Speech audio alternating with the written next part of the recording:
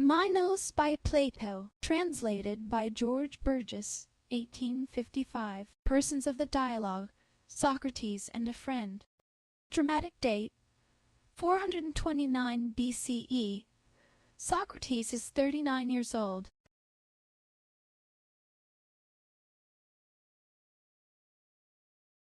What thing is law with us? Of what kind is the law are you asking about? What? Is it that law differs from law, according to this very thing, in being law? For consider what I happen to be asking you. For I am asking as if I should inquire what is gold, and if you should in a similar manner ask me, about what kind of gold am I speaking, I should think you would not rightly ask. For neither does gold differ in anything from gold, so far as it is gold, nor a stone from a stone, so far as it is a stone. And in like manner, neither does law differ in anything from law, but all laws are as laws the same. For each of them exists similarly as law, nor is one more, and another less so. I ask you, therefore, this very thing as a whole, what is law? And if you have an answer at hand, state it. What else, Socrates, can law be than the things established by law? Does speech, too, appear to you to be the things which are spoken? Or sight, the things which are seen? Or hearing, the things which are heard? Or is not speech one thing, and the things spoken another? Is not sight one thing, and the things seen another? Is not hearing one thing, and the things heard another? And is not law one thing, and the things established by law another? Does it appear to you in this way? Or how? It now appears to be another thing. Law, therefore, is not the things established by law. It does not appear to me that it is. What, then, can law be? Let us consider it thus. If someone had asked us respecting the things just now spoken of, since you say that things seen are seen by the sight being what? Are they seen? We should have answered, by that sense which through the eyes manifests colors to us. And if he had asked us again, since things heard are heard by the hearing being what? Are they heard? We should have answered, by a sense which through the ears manifests sounds to us. In like manner, if he had asked us, since things are established by the law being what? Are they thus established? Is it by a certain sense or manifestation, in the same manner as things learnt are learnt, by some art rendering them manifest through some discovery? Just as things discovered are discovered, as, for instance, things salubrious and noxious are discovered through the medical art, and what the gods have in their thoughts, as the diviners say, through the divining art. For art is with us the discovery of things, or is it not? Entirely so. Which of these, then, may we especially understand law to be? Decrees and votes, as it seems to me. For what else can anyone say law is? So that it nearly appears that law, about which you are asking, is, taken as a whole, the decree of a state. You call, as it seems, law a state opinion. I do. And perhaps you speak well. But perhaps we shall know better in the following manner. You call some persons wise. I do. Are not then the wise by wisdom? Yes. But what are the just by justice? Entirely so. Are not then the lawful by law? Yes. And the lawless by an absence of law? Yes. And the lawful are just? Yes. But the lawless unjust? Unjust. Are not justice and law therefore things most beautiful? They are. And are not injustice and lawlessness the least beautiful? Yes. And does not the former preserve cities and everything else, but the latter destroy and overturn them? Yes. It is necessary then to consider the law as something beautiful, and to seek it as a good. How not? Now have we not said that law is a decree of the city? We have said so. What then? Are not some decrees good, and some evil? They are. Law, however, is not evil. It is not. It is not correct, then, to answer thus simply, that law is a decree of the city. It appears to me it is not. Nor is it suited to reason for an evil decree to be law. Certainly not. Law, however, appears to me, too, to be a certain opinion. Yes. But what is a good opinion? Is it not a true one? Yes. Is then a true opinion the discovery of that which is? It is. Law, therefore, would be the discovery of that which is. How then, Socrates, if law is the discovery of that which is, do we not always use the same laws about the same things, since things that have been discovered by us? The law, nevertheless, would be the discovery of that which is. But if men do not always, as we think, use the same laws, they are not always able to discover that which law wishes, namely, that which is. But come, let us see if it will hence become evident to us, whether we always use the same laws, or some at one time, and others at another, and if all use the same laws, or different persons different laws. But this, Socrates, it is not difficult to know that neither do the same persons always use the same laws, nor different persons always different laws. Thus, for example, it is not a law with us to sacrifice human beings, but it is an unholy act. But the Carthaginians sacrifice them, as being a holy and a lawful act with them, so that some of them sacrifice their sons to Cronos, as perhaps you too have heard. And not only do barbarians use laws different from ours, but also those fellows in Lycia and the progeny of Athamas. What sacrifices do they perform, although they are Greeks? In like manner, you surely know by hearsay yourself what laws we formerly used concerning the dead, by cutting the throats of the victims before the dead body was carried out, and sending for the women who collect the bones of the dead in jars, and those who still antecedent to them buried the dead at home. But we do none of these things. 10,000 instances of this kind one might mention. For wide is the field of demonstration, that neither do we always have customs in the same manner amongst ourselves, nor do men amongst each other. It is by no means wonderful, O best of men, if you are speaking correctly. This has lain hid from me. But as long as you by yourself declare what appears to you in a long discourse, and I again do the same, we shall never, as I think, come to an agreement. But if the inquiry be laid down in common, we shall perhaps think alike. If then you are willing, ask me some question, and consider with me in common. Or, if you wish it, give an answer.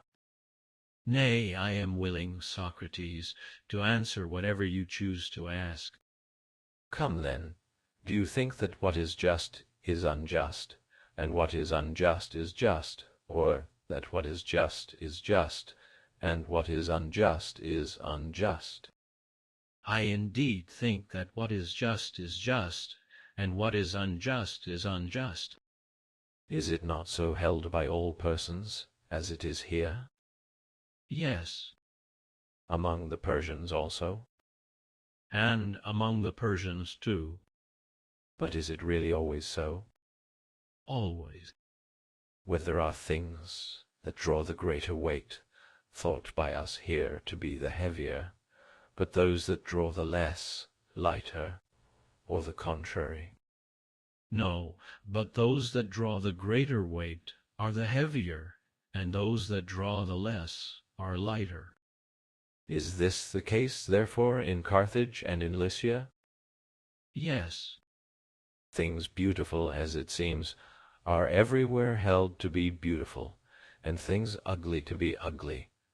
But things ugly are not thought to be beautiful, nor things beautiful to be ugly.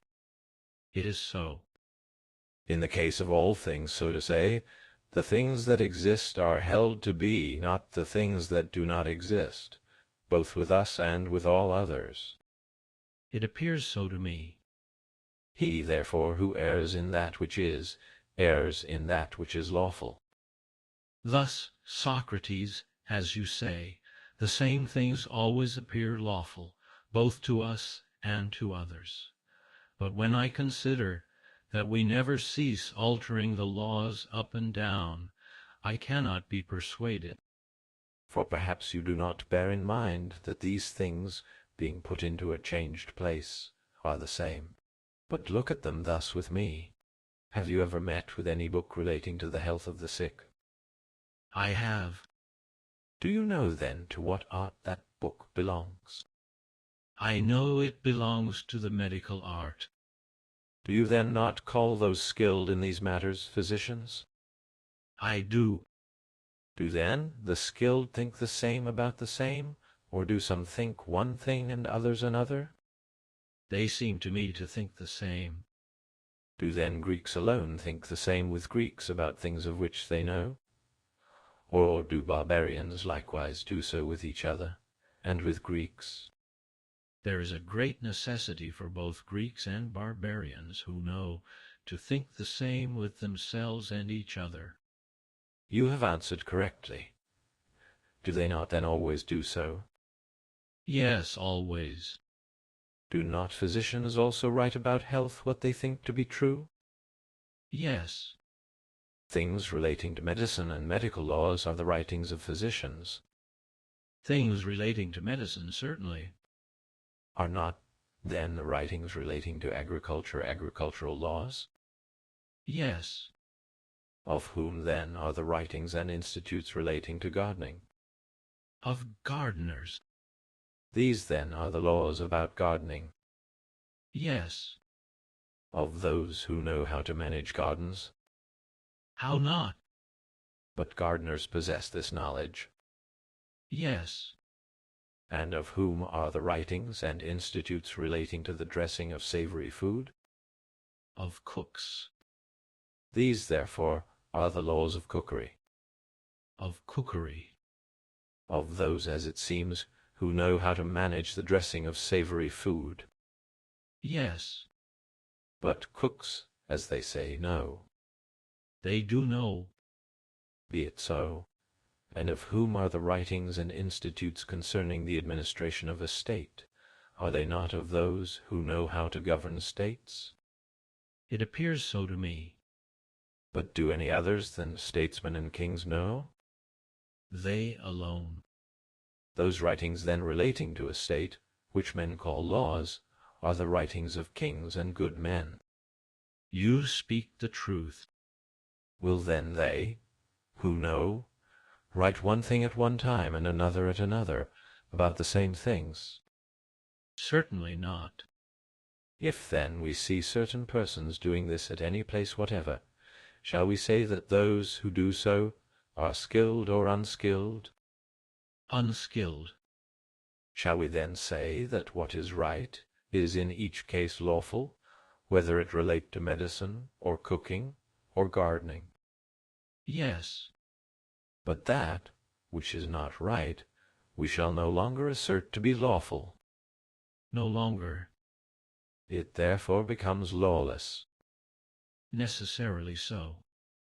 Hence, in writings concerning things just and unjust, and in short, concerning the orderly arrangement of a city, and the manner in which one ought to administer it, that which is right is a royal law, but that which is not right is not a royal law, because science is wanting, for it is lawless. Yes. We have rightly therefore acknowledged that the law is the invention of that which is. So it appears. Let us still further consider it in this way likewise. Who is skilled in distributing the seeds to the earth? The husbandman. Does he then distribute seeds proper for each soil? Yes. The husbandman, therefore, is a good distributor of these things, and his laws and distributions in these particulars are right. Yes. And who is a good distributor of pulsations for tunes, and distributes such as are proper, and whose laws are right. Those of the piper and the harper. He, then, who acts most according to law in these things, is, in the greatest degree, a piper. Yes. But who is the best to distribute nutriment to the bodies of men? Is it not he who distributes the proper? Yes. The distributions, therefore, and the laws of this man are the best, and he who acts the most according to law in these things is the best distributor. Entirely so. Who is he? The training master. Does he know how to feed the flock of the human body in the best manner? Yes. And who is the best to tend a flock of sheep? What is his name? Shepherd. The laws, therefore, of the shepherd are the best for the sheep. Yes. And those of the herdsman for oxen. Yes. And whose laws are the best for the minds of men?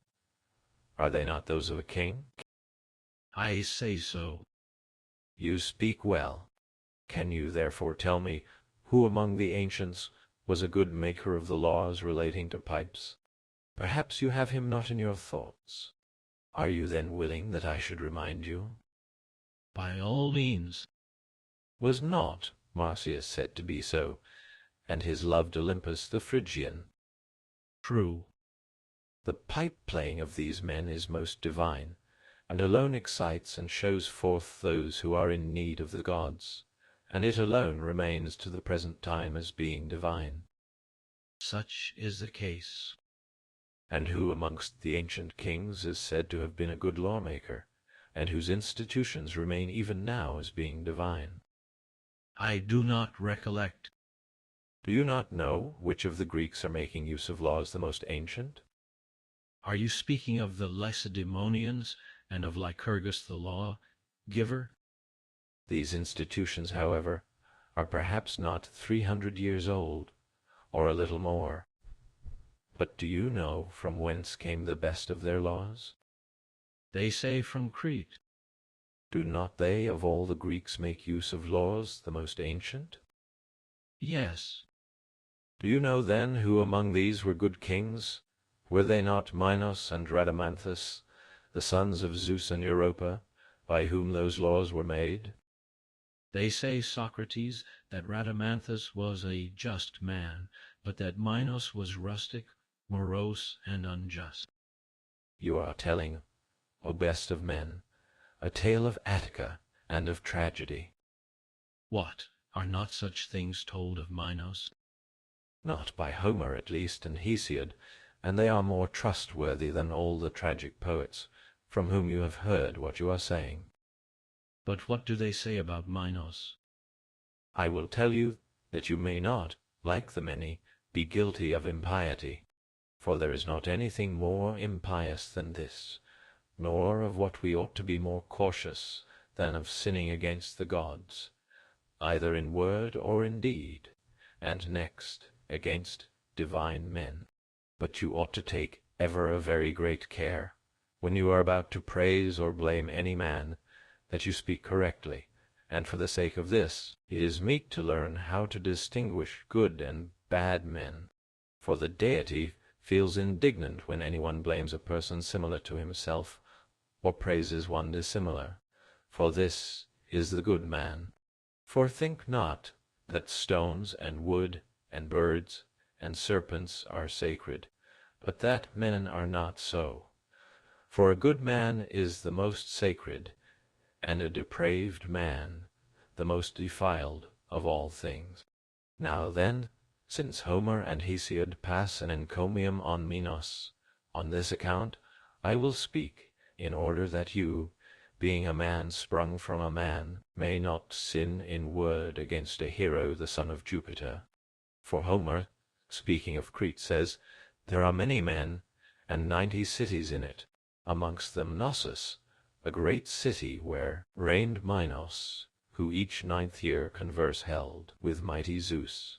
This, then, is Homer's praise of Minos, expressed in few words, such as he has not given to even one of his heroes. For that Zeus is a sophist, and that the art itself is all beautiful, he shows in many other places, and here likewise.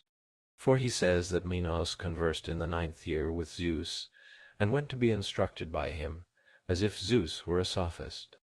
That Homer, then, does not bestow the honor of being instructed by Zeus upon any other hero than Minos, is praise indeed to be wondered at. In the scene of the Odyssey, too, relating to the dead, Homer has represented Minos as a judge, and holding a golden scepter, but not Rhadamanthus as judging there, or conversing with Zeus anywhere. On this account I say that Minos is extolled by Homer beyond all other heroes. For to have been instructed merely by Zeus, when he was the son of Zeus, carries with it no excess of praise. For the verse, he reigned, and each 9th year conversed with Zeus, means that he was the associate of Zeus. Hence, at each 9th year, Minos went to the cavern of Zeus, to learn some things, and to show forth others which, during the preceding period of 9 years, he had learnt from Zeus. There are, however, some who understand by aurists the associate of Zeus in drinking and sport, although anyone may make use of this as a proof to show that they, who thus understand the word, say nothing to the purpose. For although both the Greeks and barbarians are numerous, there are none who abstain from banquets, and the sport to which wine belongs, except the Cretans, and next the Lacedaemonians, who were instructed by the Cretans. But in Crete this is one of the other laws, which Minos laid down, not to drink with each other to intoxication. And it is evident that what he deemed to be beautiful institutions, these he laid down for his own citizens. For Minos did not, like a knave, think one thing and do another, contrary to what he thought. But his intercourse with Zeus was, as I assert, through discourses for the attainment of virtue. Hence he laid down those laws for his citizens, through which Crete has been for all time prosperous, and Lacedaemon likewise from the time when it began to make use of those laws as being divine. But Rhadamanthus was indeed a good man, for he was instructed by Minos. He did not, however, learn the whole of the royal art, but that part of it which ministers to the royal, as far as presiding over courts of justice, from whence he was said to be a good judge. For Minos employed him as a guardian of the laws in the city, but Talus for those through the rest of Crete. For Talus thrice every year went through the villages, in order to preserve the laws in them, and carried with him the laws written in tables of brass, from whence he was called brazen. Hesiod too asserts respecting Minos what is closely related to this. For having mentioned his name, he says, most regal was he of all mortal kings, and o'er the most of neighbouring people ruled, of Zeus the sceptre holding, king like him. And he too means by the sceptre of Zeus nothing else than the instruction of Zeus, by which he regulated Crete. On what account, then, Socrates, was the report spread against Minos of his being an unlearned and morose man? On that account, through which you, O best of men, if you are prudent, and every other person to whom it is a care to be in good repute, will be cautious never to incur the anger of a poet. For poets are able to effect much as regards reputation, in whatever way they may represent acts, by praising men and blaming them, on which ground Minos erred when he made war upon this city, where there is much of other wisdom, and poets in every other kind of poetry, and in tragedy likewise. Now tragedy here is of an old date, not beginning as persons fancy from Thespis, nor from Phrynichus, but, if you are willing to turn your thoughts to it, you will find it is a very ancient invention of this city. Now of poetry in general, the most pleasing to the vulgar and the most soul alluring is tragedy, to which we, applying our minds, have revenged ourselves upon Minos for the tribute he compelled us to pay. In this, then, Minos erred by incurring our anger, from whence, in reply to your question, he became in rather bad repute. For that he was a good man, a friend to law, and a good shepherd of the people, as I have before observed. This is the greatest proof that his laws have been unchanged, in consequence of his having discovered correctly the truth of what is, with reference to the administration of a state. You appear to me, Socrates, to have stated a probable reason. If, then, I am speaking the truth, do not the Cretans, the citizens of Minos and Ehadamanthus, appear to you to have made use of laws the most ancient? They appear so. These, therefore, were the best lawgivers of the ancients, and distributors and shepherds of men, just as Homer likewise says that a good general is a shepherd of the people. Entirely so. Come, then, by Zeus, who presides over friendship, if anyone who is a good lawgiver and shepherd of the body should ask us, what are those things which a person by distributing to the body will make it better? We should well and briefly answer that they are nutriment and labor, by the former increasing, and by the latter exercising and knitting together the body. Right. If then he should after this ask us, what are those things which a good law-giver and shepherd will, by distributing to the soul, make it better? Making what answer? Why should we be not ashamed of ourselves and of our age? This I am no longer able to say. It is, however, disgraceful to the soul of each of us to seem not to know the things pertaining to them, and in which their good and evil consist, but to have considered those pertaining to the body and to other things.